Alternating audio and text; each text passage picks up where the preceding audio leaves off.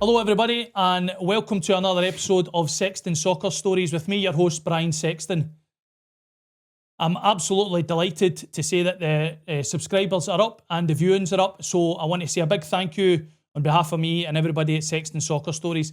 Please like, subscribe and share with anybody. However, today is a very special moment for myself because I am going to be introducing, for me, a Celtic legend, a man who gave so many smiles to people up and down the country and all over the world. And today I'm going to welcome Celtic legend Didier Agathe. Hi, Brian. Didier, welcome to the show. Thank you so much. Thank you for taking time out to come in here and speak to us about your career. My podcast, as we discussed, is about journeys for people in Scottish football and their journey in football in general, but hopefully there's a link to Scotland somewhere along the line. Okay. We just briefly talked about how you're not missing the Scottish weather, but is there anything that you're missing about Scotland since you're not here much? Probably the passion what the fans have for their own clubs. Like I went to the game on Monday, and I feel privileged to be here to see these people. Even many people don't know me because I've never come back for more than 10 years now. Mm-hmm. But you can feel that like people really lost their clubs. Okay, Mm-hmm. It's more than the club. I always said that even when I was a player, but now I move on in my life. I always said like it's definitely more than the club. I know why, but it's more than the club. Okay. But thank you to invite me for this podcast. Brian. Like I say, we'll just strip it straight back and we'll not hang about.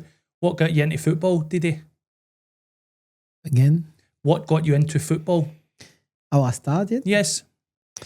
I had my two brothers was playing football. My sister was playing football. I was the last one in my family. And it was natural for me to play. But since the youngest age, I wanted to be a football player. I had a dream when I was young. Maybe people don't know. And the first time I mentioned that I'm just human. You know, you making scenes can be good sometimes, but it's where we learn. Yes. But I'm always been fascinating by priests. Okay, so when I was young, I wanted to be a priest and I had the choice. So like I became a football player and I was lucky to do this job. So yes, it's where I'm from. So first of all, I started in Montpellier. Mm-hmm. Then I moved back here, and it's a long story. I'm making it short, but I moved here in Scotland. I play for West Rover and John McVeigh and Peter Anderson with great staff, Yes. Colin McCowan. And after I moved to Hibs, and the manager was Alec McCrish, and offered me two month contract. Then if I was doing good, I had 3 years contract. Mm-hmm. But on 28th of August, I remember this, guys came, Martin O'Neill changed my life and came and asked me to become a Celtic player. Yeah. Okay. So I'll take you back to just, we'll speak massively on Celtic and your move from Raith Rovers and stuff like that. So, but you kind of went to Montpellier about 92, which you'd been 17-year-old young guy. You went for medicals and I found this really interesting that you had no cartilage in your knee. Is that correct? Yes. In the beginning when I went there, everything went perfect. It was quite hard to move from Reunion Island. It was like 10,000 miles and to move to France, south of France. Mm-hmm. So I chose south of France because I had 10 clubs who like to sign me. And I moved to Montpellier and I had two Reunion players already there. So I find like easy for me to adapt. Mm-hmm. Everything went well, but when I started to move in the first team, I was quite young. I realized I was always injured, so I tear my hamstring 8 times, to be fair. And they sent me to hospital, and they discovered that I didn't have any cartilage on my knee. So I was a bit shocked because the news was you need to stop football now. So it was like very difficult to understand. So I asked the professor. I remember his name is Professor Didier Agathe. And I said, yeah, don't make a knee operation, just clean my knee. And obviously after that, so then God came decided differently. Absolutely. And we're obviously all delighted that was the choice that was made. So was that a struggle to get from Reunion to France? Was that a struggle for you to get from there? Yes, because it's a French island. You have a French passport. Yep. It's euros money. It's expensive there now. But the culture it's not French. Okay, so we not eat the same, we not speak the same. So it was a great adaptation for me, difficult adaptation to move from Réunion Island to French. And I find that very difficult. And after this, like I said, I moved from French to Scotland. It was not easy. I never had a proper transfer, like player transfer from club to club. I went from national road, small road, but I arrived to my goals because I achieved it. So I became a Celtic player. So amazing. Cannot imagine what that means for me. Yeah. So people think like had a proper career with transfer. No, not at all. No. So there was a wee story that you got to come to the UK, England in particular. Was there a flip of the coin somewhere along the line there? Is this a true story? Believe me or not. So I was with a friend called Michael Anmuna. He wanted to be agent. So we went to Paris for his visa. Then we drove from Paris to Calais. We arrived in England. But before this, we had the choice, where are we going? So we had the map. So we flipped the coin come to England. So we went to England. I slept in the car. And for 2 months, I was training in the field. So just running. Because I saw all my furnish in my furniture in my condo in Montpellier. And we had some money, so I go there. So the one friend of mine, Laurent Jaffo, who used to play in Montpellier, he was at Bury. So I was staying here, playing card, running all the time. And then he moved to Stockport, and he managed to have a try for me in Stockport. Okay. So I played 45 minutes, and the manager said, "It's okay, you sign tomorrow." So my top was ready. I remember with Agathe on the back. But then he asked me to do the medical visit, and I fell. He was very angry with me. It's not my fault. Okay, I can't play. But sorry, did you fail on the knee issue medical, then? Yes. Okay. Already the doctor said he cannot play. He don't have any cartilage on his knee. So then I moved back to my hotel. No money. Decided with Michael to leave his hotel because it was too expensive. Of course. And by the time we were speaking French, and one French guy was here. I remember his name was Ludovic Paulet. He used to be captain at Le Havre. Okay. He came on try at Wigan.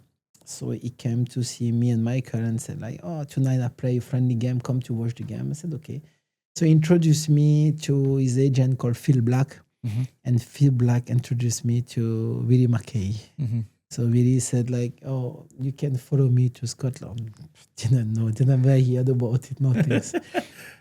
So we drove through from Wigan to Scotland, and we arrived, and he tried to call the Motherwell manager. But by the time he was at hospital for what we call appendix. Of course. So we moved to Kirkcaldy. Up to Kirkcaldy. 2 a.m. in the morning. And the hotel was fully booked, so they put me in the med room. The medical room? No, med room, the cleaner room. Oh, okay. The cleaner's room. So and did you sleep in there for the night? Yeah. No choice. No choice, absolutely. So at 7 a.m., they said, "Okay, we need to go to West Rover." So I come from Montpellier, so just kind of see the stadium. Very cold. Cold, yes. And, it's a cold place, Kirkcaldy. The manager was unbelievable. It was honestly John McVeigh. Yeah. And then the assistant was Peter Anderson. Amazing. The staff, even Colin McCowan, all the people here was very, very good. And yes. So when I arrived there, they asked me if I can play striker because they lost 4 games. And I said yes, but I never played striker. So I said yes, I can play. So they organized a game, Bonds game. I scored 2 goals. Who was that against? Can you remember? The young team against the senior team. Okay, yeah. Then after this, on the Saturday, I played my first game against St. Mirren, and I scored 3 goals. That was start, yeah. That your one and only hat trick? Even in training session. Even in training. So you found yourself from France to England to the coldness of Kirkcaldy, and you're now 23, 24 at this point. 24. Yes. It's a remarkable 5 years of your life. Are you thinking then at this point, I've got an opportunity to play at a higher level, and no disrespect to Wraith Rovers at that point? You think to yourself, I've got an opportunity here, or were you just delighted that you were playing professional football? It's a good question, but I think as any player in the world who's going like to play anywhere in the world, um, I needed somewhere to start. Okay, I didn't like things like after Montpellier coming to West Rover is a big step, but I was still young. I needed to play and to show people what I can do. And striker, wingers, midfield, I can play. If you understand the game, you understand the game. Yes. So obviously, it was not easy because the Scottish accent. And Kikodi, you said used said I didn't can. Anthony Ken. So, You understand what that means now then, yes? now, yes, of course, yes. But then the food changed, everything changed. We were training in the field with the ducks, donkey in the parks. It was like, and I remember my mom and dad came to see me once. Said, "What you're doing here? I said, come back home." I said, "No, I want to stay." Yes. So then we had an offer from Dundee United in January, but West Rover, believe me or not, we were first on the table. So I decided to finish the season with West Rover, and I moved to Ibs after this. Alec McLeish was the manager, and Yes. he offered me 2 months. If I was doing well for July and August, he will offer me 3 years contract. But on 28th of August, when I was playing Ibs against Dundee, Martin O'Neill came. He was just appointed the new manager of Celtic, and he came to buy Rob Douglas. And I scored 2 goals. Apparently one of the best goal of the year. And Martin decided to sign me after. And everything changed after that. Yeah. And the fee was minimal fee. Can remember? Yeah. Because it wasn't for me. That's right, it was for the club, aye, that's it. Yeah.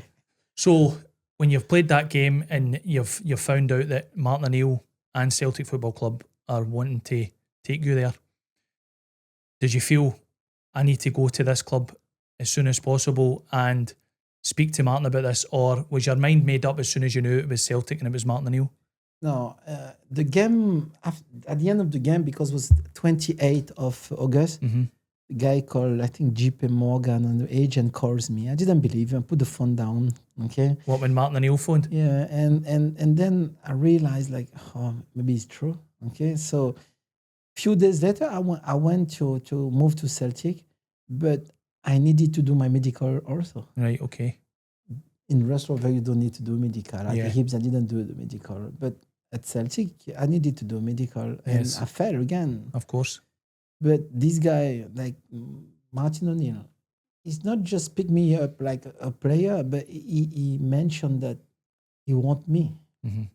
Even with his knee, because he saw me play against Dundee. So I think it's why I think I'm not it not only changed my life, but it's given me like this best opportunity to play for one of the biggest clubs in the world. So you mentioned about the manager. He's a special guy too. So Yes. it's where I arrive, and you're in dressing room along with player as Larson, Sutton, Tomo signed the same day as myself, and then Big Jones. I'm come from nowhere. Yes. So I needed to prove myself. And I remember, because when I signed for Celtic, this game when I played against Dundee, I pulled my hamstring. So I arrived in Celtic injured. After that, Martin said, like, okay, you can train with the reserve until you come back. So I met Eyal Berkovic. He wasn't playing, so he was playing with the reserve also. And he said to me, you will never play for the first team. I wanted to prove him wrong. Okay, yeah. So after this, was Eyal Berkovic, was he in the reserves at that time as well playing, or was he out injured and coming back? Yeah, because he wasn't. Martin didn't use it for the first team. Yes. He was not the player like in the squad player. Martin probably don't like the style of, I don't know. Yes, fair enough. But he didn't know I was injured. So he said like, it'd be difficult for you to be in the first team. Yes. But my chance came because we went to Belfast for charity game because Martin came from there. And Jackie was injured. So I had my chance to be like start in the first team against St. Mirren again. Okay. Yeah. So I was man of the match and I stayed in the team. Yep. Yeah. So when Martins came to sign you, you have thrashed out the deal. I think you done the deal right there and then. I think when he knew he was wanting to sign you, when he obviously accepted that you had your injury, you failed your medical, and I think Big John Hartson had a problem with his knee issues as well, which was fine. Did you feel yourself at that point, you think to yourself, I've got attributes, skills to give Martin O'Neill, and I trust you wholeheartedly as to why you brought me here? Or did you still doubt yourself a wee bit in your ability? To be honest, when you go on the park at Celtic Park, you have 70,000 people there. You need to perform, no doubt. And you have this player around you as Enrique, and you need to perform, because if not, you never play again. But obviously, I didn't want to think about my knee, or you don't think about money when you're on the pitch. You don't think about. No. Obviously, it was so painful sometimes.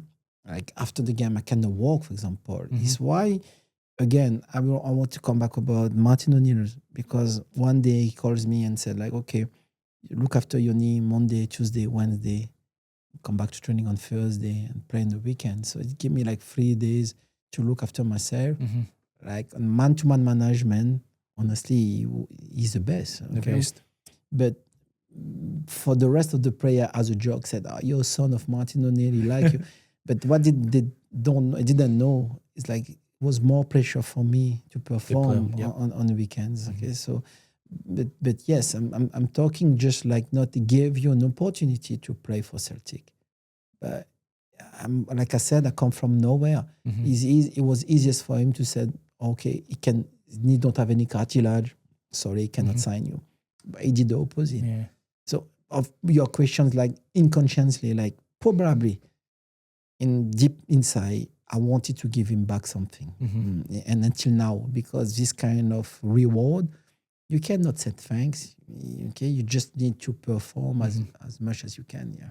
And I think, like we talked about, the great managers in the game, like Alex Ferguson and Jose Mourinho and Martin O'Neill, their man management was obviously second to none. And us as fans, we don't really get to see how they approach and speak to you and deal with you in the club daily, and that's what a lot of fans kind of struggle with, I think, because they don't know how each person will manage. But for every person that I've spoken to, Martin O'Neill comes up all the time about his man management and how he looks after players, and I think that's a testament to him, but it's a testament to you that he trusted you so much to play like that. Is a good question behind this, because when you said like man-to-man management, we need to be careful, because it's not manipulation.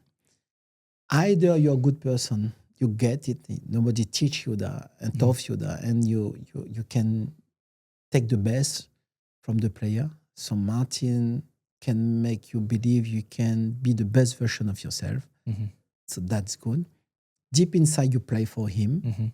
But I don't think if you're someone fundamentally bad, you can be the man management, because you need to give the player something. And that's totally the personality of Martin. Outside of this football game, he's a good guy. He's a good man. Yep.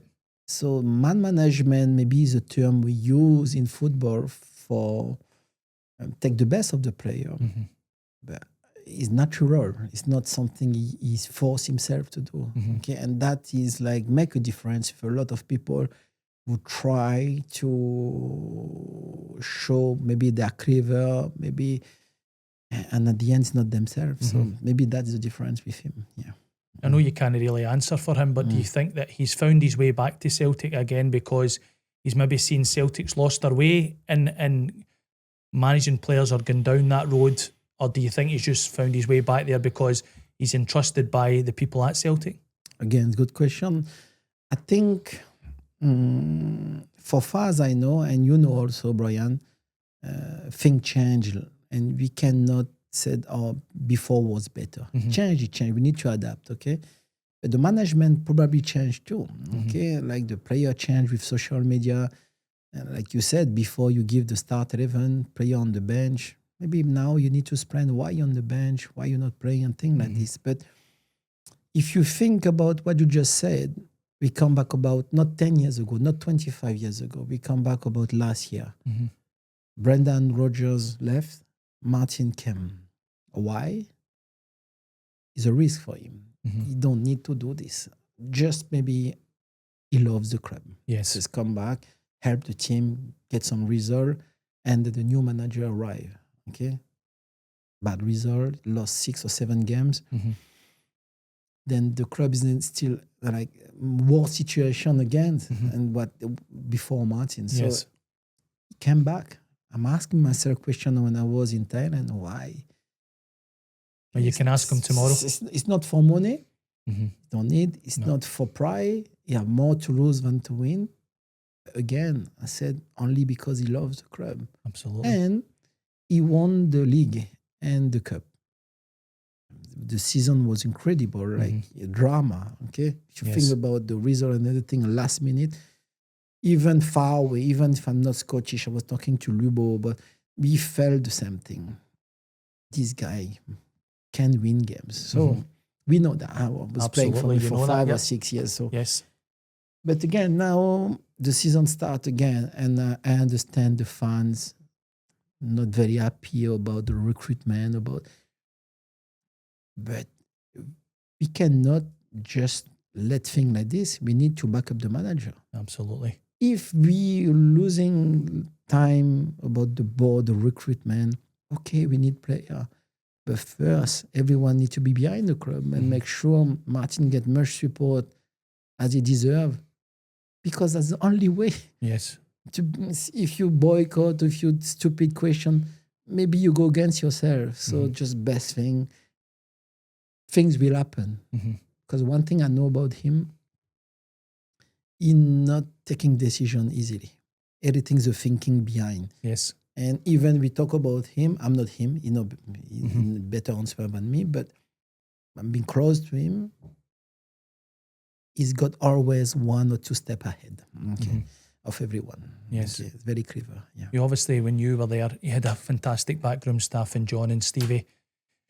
At that point, do you think his management style or his management has changed in the 20 years? We kind of talked about if you were wanting to speak to the manager, you had to ask the boys first. Is that still the nature? And maybe boys need to speak to Sean or go through that channel just now? Or do you think that when you were there, you knew that if you entrusted Stevie and John, who were phenomenal. John's just a phenomenal football player and great brain, but you then have been introduced to them in their coaching style.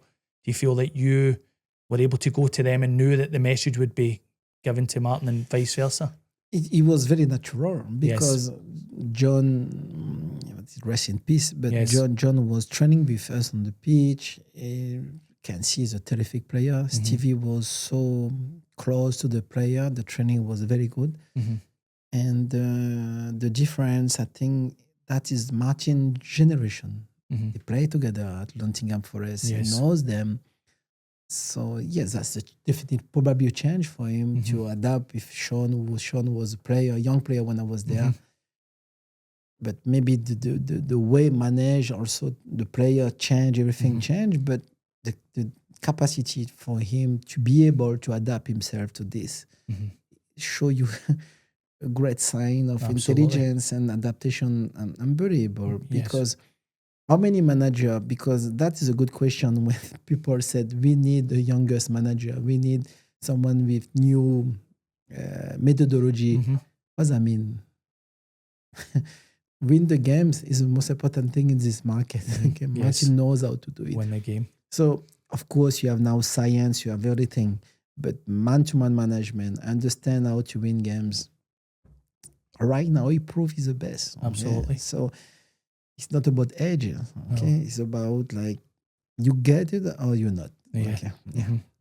So, you've made your debut against St Mirren. Do you remember much about that day? You were man of the match and fantastic. When you walked out onto Celtic Park that day and you had been training with the reserves, how did you feel when you walked out and the place was rocking? And did you feel to yourself at that point, I'm home? I'm just said, like, just before this, we went to Belfast. Yes. And I think someone told Martin Didier can't play wingers. It's not just like striker, but striker have no chance to play Henrik Larsson, Sutton. You sure you couldn't have pushed them out the team? No. No chance.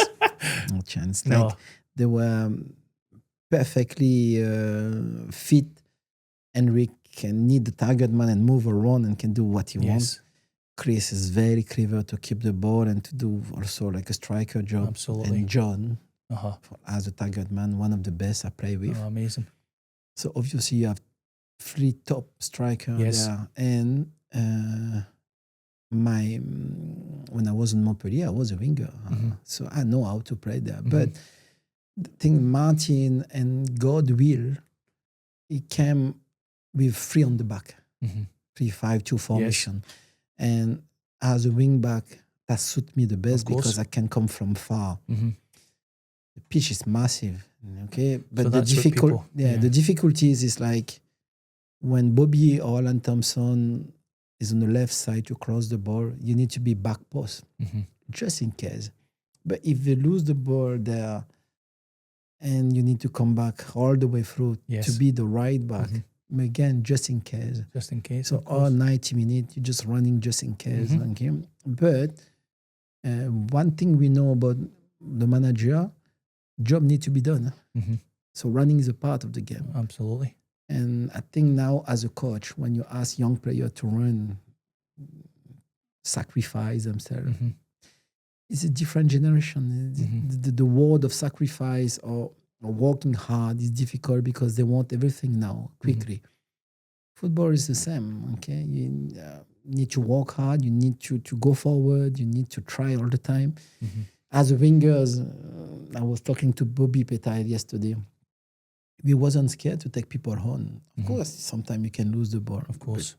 Take it on, but I think the fans helped a lot about this because they enjoy it.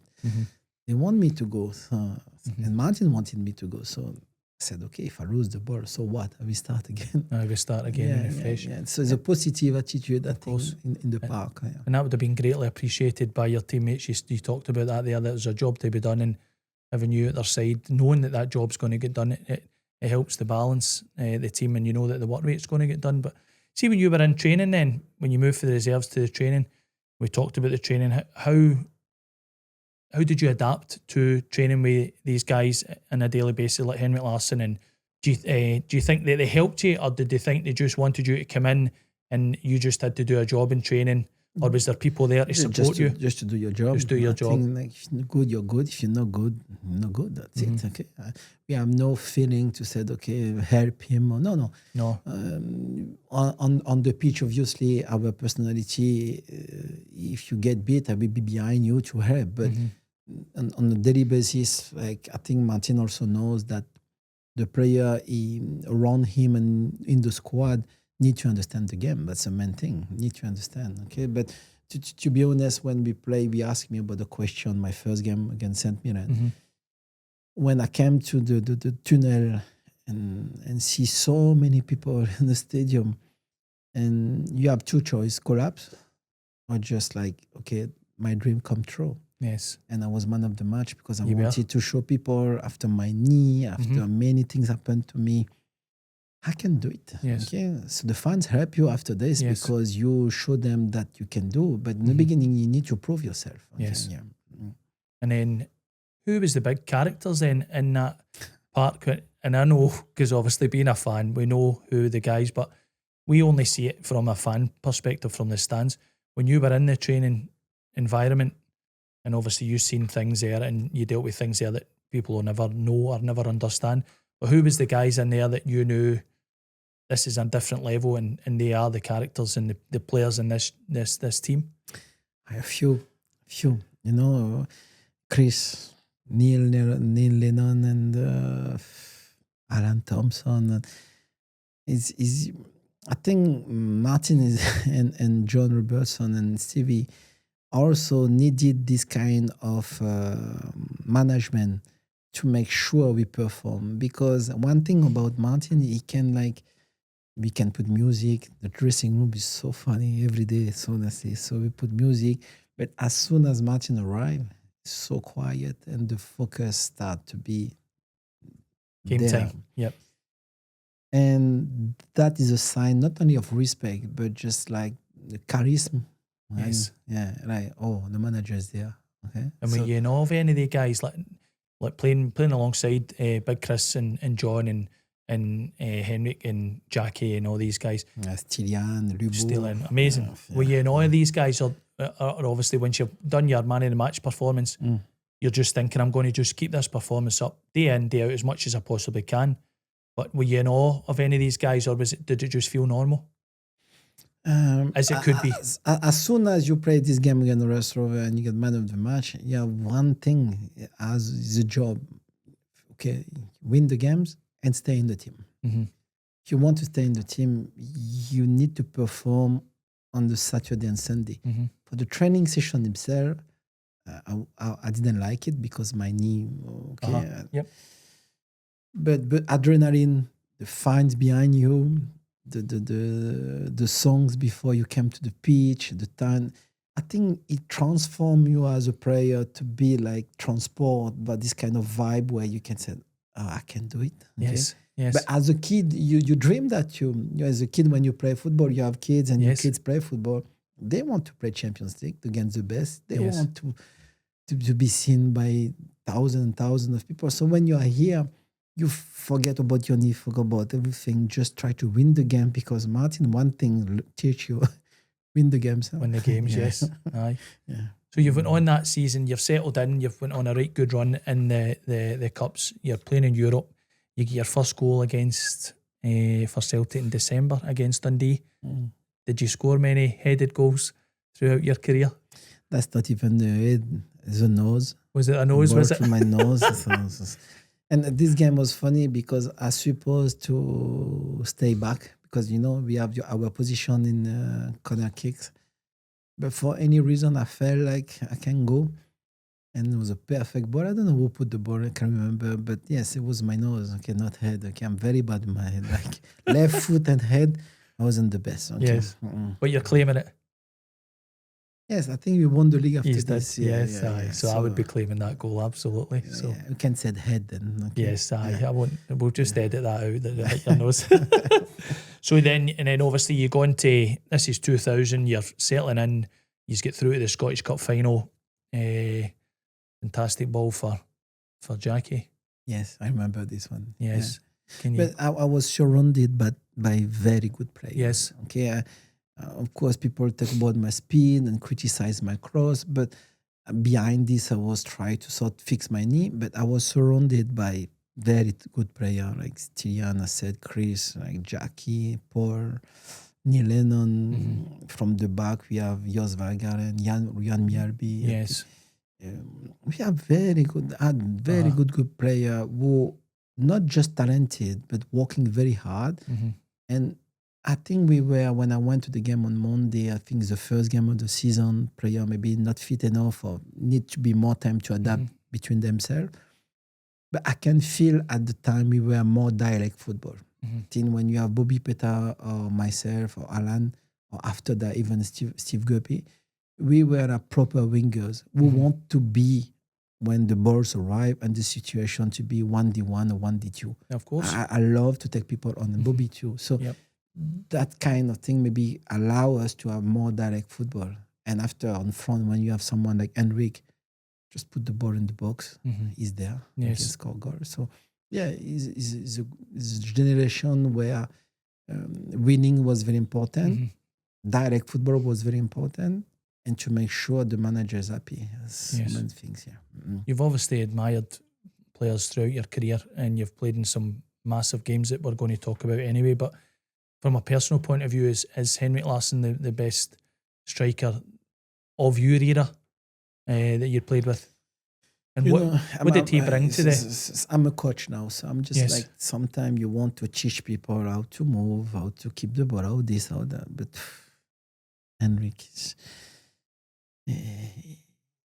This kind of striker who God knows a flair where to be all the time. And what we're not talking enough about Henrik, we're talking about the goals, the number of goals he scored, important goals he scored was totally, we know that, everybody knows that. But to play behind him as a wingers, I was always impressed for his ability to press the center back, and he make my job quite easy. And even after all this goal, everything you've done, he still press people. And that maybe the young player should knows about him more than the goal himself. Yes. He work very hard. Aye. Yeah. He can keep the ball, obviously. He can flick the ball. He can do anything, right, left, head. But the capacity to press was very, very impressed for me. Yeah.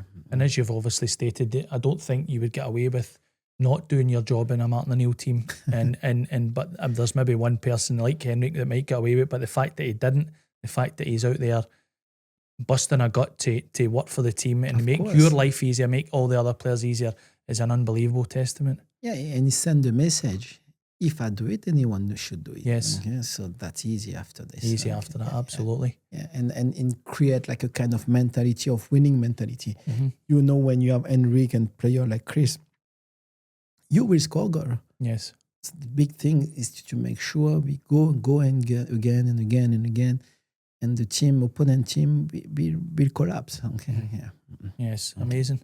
Yeah. So you're settled in the season. You've done pre-season. You've playing in Europe. I think actually you were suspended for the League Cup that season. Did you play for Wraith Rovers or something? Or Hibs in the League Cup. So you missed out on that, and then you're going to the next season. And for me, one of your biggest seasons, I think, when you're in Europe and you're playing in the Champions League and you go down. What's your memory of starting off in the campaign in the UEFA Cup in particular? That at what point do you think that you felt that you could go all the way to the final? Was there a point in that campaign that you thought we can do this? Not the thinking is not the same. I understand what you tried. Yes. Yeah, but just like, for example, after the Ajax game, after the treble the first year, we won the treble. Yes. So you know better how, for example, Chris Sutton moves, what he like, what he don't like. Okay. And so you learn about a small thing like this. And winnings create something unbelievable we call confidence. So you're confident, you believe you can beat anybody. So then you said, okay, Ajax arrived, you won there, Juventus, you perform. So obviously the team, the belief inside the squad and the team become bigger and bigger. And behind this is a master again called Martin O'Neill. Yes. He knows how to bring that to the players. So we arrive at a point where at home, I think we had 77 games unbeaten. Yes. Again, against top teams. That shows you the belief inside the team. Not only the talent, because people think the talent was there, but talent's not enough. Without like pressing people, tackles, head the ball, make sure you go again. And again, the top teams work too. Okay. But we were very disappointed about the final again against Porto. But when the game, the referee blew the final whistle, you don't want to think about that anymore. In my opinion, yes. I just okay, because we have like a feeling that we missed something very important. Yes, and we obviously talked about one of my recollections of you playing was the Ajax game. I thought you were remarkable. Probably one of your best games in a Celtic jersey, and the memory I've got that night of is you playing the way you played. However, the atmosphere in that stadium that night, I don't think we've seen that in a long time at Celtic Park. And these games that you produced for the fans brought that atmosphere that must have been electric for you to keep pushing on. I don't want to be like a kind of guys with false modesty. I just did my job, honestly. We needed to win, and we won the game. Okay, so Bobby also scored. I think Chris scored. Amazing.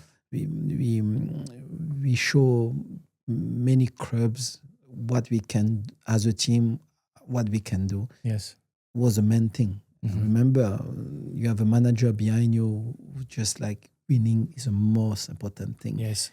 And we did the job. Yeah. So it's me perform and Henrik perform. Of course, Henrik is a special player. Of course, yes. But as a team, we needed to win and to show that what we are capable to. And we did that. Yes. Okay. Again, one of the top team. But we perform again in Stuttgart. Okay, Yes. I think my game against Stuttgart was also like Phenomenal. yes, but as a team, As a team, okay, we beat Rangers many times. Yes. And they were buying player after player. But Torres Andre Fro, I remember marking him. They are like Deboer.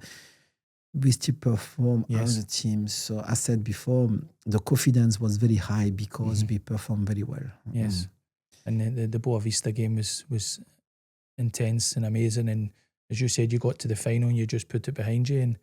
And when we look back at that, like we've as fans have never forgot that, but I totally understand that as a player, and he's gave everything for that team to get to the final, and it's just they fell short right at the end, and it is a missed opportunity, but there's no point dwelling on it, and us as fans appreciate that. But we were kind of looking at the teams. I was looking at it before we'd come in, and you played against some remarkable players. Who was one of your, or who was some of the most difficult opponents you played against? And you come off the park and you think to yourself, oofed. Obviously, I remember one day after the training session on a Monday, the team was flying to Barcelona. We played Barcelona. And at the time, I was at the conversation with the doctor, and my groin was very painful. So I needed an operation. Yes. So the doctor said to me, yes, we have like a specialist from Belgium will come to Leeds for your operation. So the Monday after training, I went back home, and Martin called me, said, where are you? I said, I'm home. He said, oh, I need you to come to Barcelona, so you can come by yourself. We will book the flight, you go there. So I went to Barcelona the next day, arrived to the hotel, and he just simply said to me, tomorrow you not start. Okay, you be in the bench. Okay. So we went to the game, and when I was sitting in dressing room, Martin arrived. I always remember this. He took a piece of paper and said, number 1, Rob Douglas, number 2, Didier Agathe. Like, I said, something wrong here. Okay, so I put my shirt and tops, socks, and I went to a small chapel inside the Barcelona stadium. You know, you have a Black Virgin Mary here. Yes. So I was sitting there praying, and I kneel down and pray to find the strength from God. Martin came also to pray, and yeah, Barcelona arrived. I think Ronaldinho, Xavi, we two team praying there before the games, and I was thinking like people cannot see behind the scene. Okay? Yes, of course. And I think we had a fantastic game there, and so one the memory about Martin O'Neill management. Yes. Okay, so yeah. Aye. He wanted to take the pressure away from me. I think. Yes. Yeah. And you'd have probably slept well that night, and as much as you could have slept anyway. And you sleep well because you know you're not start the yes. game. Okay? It's good to be a psychology. And he's played well. And how was Ronaldinho to play against? Was he as good as what we saw? One of the most gifted players I've seen in my life. Yes. Okay. But Hardy stopped, Kaká stopped, half time. So obviously we give to charity. But he's good not only because he's technically good, because he know how to put the fan on his pocket. Yes. Okay. So and I try to find a way each time to tackle him, like slide tackle. He's a bit annoyed about this. But what a player. Yeah. Amazing. Yeah. I'm going to be a teammate of Henrik's. Yes. And when you see the what Henrik done in the final of Champions League, that give you an idea about Henrik. Yeah, it can do. What's the new camp like then when you walk out into the new camp? Is it as high as First you think? is high, and the second thing, we went for the warm-up. The pitch was very dry, but by the time we left, they just put a lot of water on it. So when we came back, slicker. It went very, very quick. Like can feel it. Yes. So I was marking, I think Ronaldinho. He was playing on the left side. Then he decided to change, go to the right, on the middle of the park, and they put Overmars. It was like very, very fast. Yes. But yes, it's, as a now I stop. I'm 50 years old. Yes. You work for this. You live for this kind of game. I went as far as I can with my knee. I want. So even when Betty Vaux came and asked me to be Scottish to play for the national Yes. team of Scotland, I needed to be honest with myself. Yeah. With my knee, I couldn't No. do it. Yeah. So how did that conversation come about? Because I was going to go into that. Did they approach Martin to ask permission to speak to you, or how did it work back in the day then? Yeah. I think they approached the clubs and then they asked me. It's a big temptation. Yes. Because you play for the national team. Mm-hmm.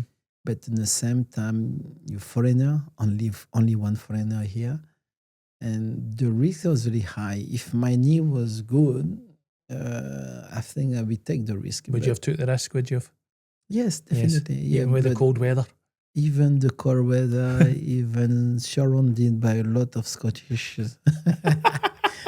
No, I will take the risk because it's one of the dreams. Yes, of course. The highest level as possible. And, but couldn't do it. No, of course. The dual nationalities, it's very difficult. But obviously the impact on your body is more, and your loyalty for me is probably you're thinking to yourself it's with Celtic and your own self. So yeah, and you know your limit. Of course. So Didier, obviously the changing room that you've been in, you said you've moved from reserve training into this changing room. You've really enjoyed yourself. You're settling in. You've been to the training ground at Barrafield. You're having the camaraderie must have been unbelievable. Is there not a story where were you not meant to do the press for one day? Can you tell me about that, please? And quite a few stories. So the one of the story is like I went to the press conference. Yes. And after that, an important meeting. But Chris, for no reason, took the hair on my wheels of my car. You're four tired. of them, okay? And I couldn't go to my meeting, okay? So it's stupid, okay? And yes. And one day also, I remember Neil at the meeting also, or press conference, and he bought a new trousers, and Chris cut the legs of the trousers, like crazy. Amazing. But the one was like, make me very, very now funny, is like we played the game at home, and half time, John stole a pie, okay, and come back to eat on the bench. John Hudson. All right. So he was eating the pie on the bench, and Martin went crazy with him.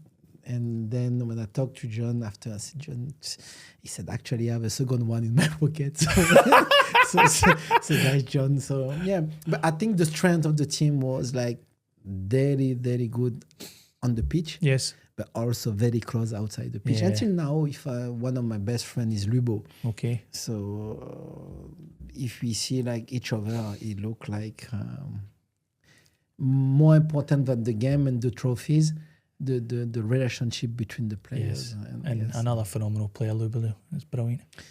Yeah, like Henrik said, don't know if it's right-footed and left-footed. Yeah, but you give him the ball, you never go to see the ball again. Okay, as Lubo. But what a guy! Yes, in my academy in Thailand, it's a bit difficult for me right now. So I'm coming here to find sponsor too. And Lubo is the one where taking the player on try to Slovakia sometimes, African player. So he helped me a lot. Yeah, brilliant. So you've had memorable games up and down for Celtic, and is there any in particular that stand out still? You've had time to reflect over the last couple of days, being back at Celtic Park and being here. Is there any games that you've thought to yourself, yep, that always springs to mind and brings a wee smile to your face? To be honest, know where I come from. It was a gift, a gift from God. Yes. To be able to play for this club. Mm-hmm. How many chance guys come from Reunion Island, nowhere, 850,000 in my island, move to Montpellier, said by a professor that you cannot play football anymore, manage to become a Celtic player, the most Catholic club in the world, created by Father Walfrid, play there, many games, won everything. I was blessed. Okay? Absolutely. God guided me until now. Life wasn't easy for me since then. Okay, you go up and down like everyone. Yes. But I consider myself as a blessing. So from every support I had, every loves I get, even by invited here in your podcast, is a privilege Yes. because life's going very quick. Tomorrow we are all going to pass away. Yes. And you can bring only memories with you.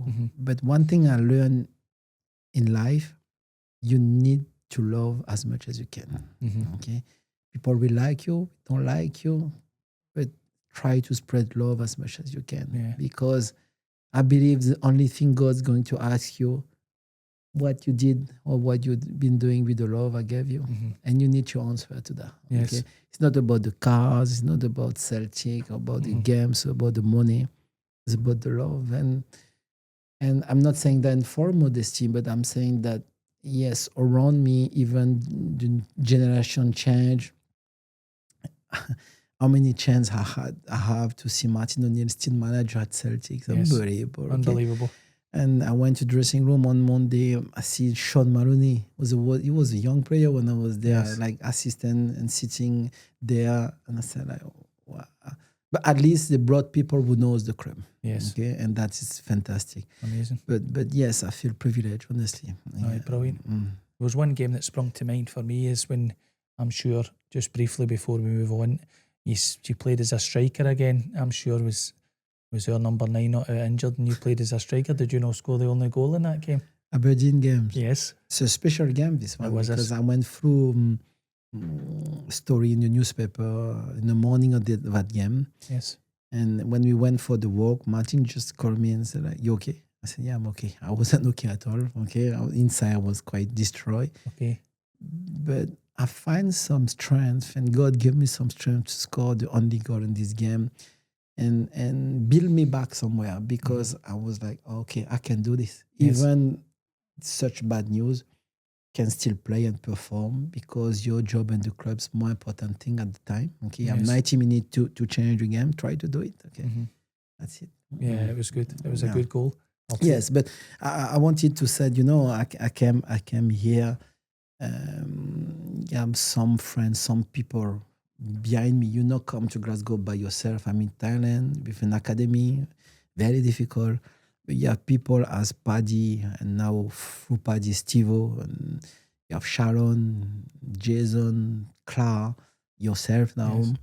And people, when I went to Celtic Park Monday, the love you receive, even when I did my first time, even in Graces, fully booked. I mean, I was just trying to be as much natural as I can. Yes. But the love you receive from people always think like, you play for Celtic. Of course, I understand that. Many, for the Irish people, Scottish people around the world, it's mean the world for them. Yes. It means the world for me too, Yes. trust me. But what the player receive from the fan, it's just unbelievable. Yes. Okay. Yeah, and sometimes we forget that. We see player as half God. We are not. We're just a human as much as you. But we were lucky and we were granted by God to play for one of the best support in the world and best club. Yes. So I cannot say thank you a million times for this. Yes. And we thank you for that. Yeah, but it's why you understand why Martin means so much for me. Because someone would just defend you when you're injured and no knees, no cartilage in your knees, and allow you to play for Celtic Park. Brilliant. I don't think many clubs will do that for another player. So, okay, God was here. Yes. But he put good people in your way sometimes. Yeah, brilliant.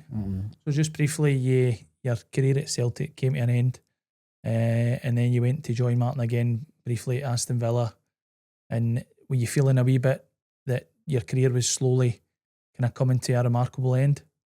Oh, yes. God in this way, when Gordon's arrived, I had a discussion with him. I cannot criticize him. For some people, he was a brilliant manager. For me, I didn't get the feeling with him at all. Yes. But I respect him as a player, as a manager, as a man, and because the way I am. But then I felt like it was time to go. Yes. And at this time, someone was very good to me too was Peter Rower. I know people don't like, but Peter, it was very hard to deal with. But behind this, he was very good man. That's good. Okay, so people need to know this, because I think it's easy to criticize people when you don't know them. But when you've been with them and then you meet them personally, he needed some time to be like this. Okay, Yes. but the foundation of Celtic is here right now. Okay, when we won, teams get granted, and when we lost, the board is very bad. So I don't think it's work like this. I think we should understand behind each criticism, each decision, is man and woman behind this. Yes. And we need to be careful. Of course. So, coming to the end of the episode now, sadly, I'm quite disappointed, but I always ask my guests, for young footballers out there, what kind of piece of advice could you pass on to them to help them in their quest to become a professional footballer? Listen to your coach, to your parents. Have principle. If you can, believe in God. Without Him, nothing is possible. And most importantly, be yourself and try to enjoy as much as you can. Okay. Magic. Yeah. Well, thank you so much. Thank you to you. That was remarkable, and yeah. I'm absolutely delighted that we got you on to hear the experiences, and we could probably talk for days about football, and that's the whole reason with the podcast is I want to see your journey, and I hope it's brought a few memories back that you maybe forgot about. So yes, I would like to say hello to one of my friends in Thailand, Michael McDonald. No problem. You know him. Yes. Great guy. Yep. Okay. Hi Michael, how are you? I call him like the actor Cruz. Okay. Yeah. Not Cruise the shop. No. The actor, what's his name? Tom Cruise. Tom Cruise. Yeah. Yes. Okay. Aye. Yeah. Brilliant. Thank you very He much. will understand. Okay. He will, yeah. of course. Okay. Thank you. So there we have it, ladies and gentlemen. I think you'll all agree. What an unbelievable gentleman, and what an unbelievable football journey. A big thanks to Celtic World Order and ASCOM, and a big thank you to all yous. Make sure you like, subscribe. Please share this all around the world. A phenomenal guest, Didier Agathe. Tremendous. And as usual, everybody, Scottish football, keep smiling. Thank you. Thank you, Brian.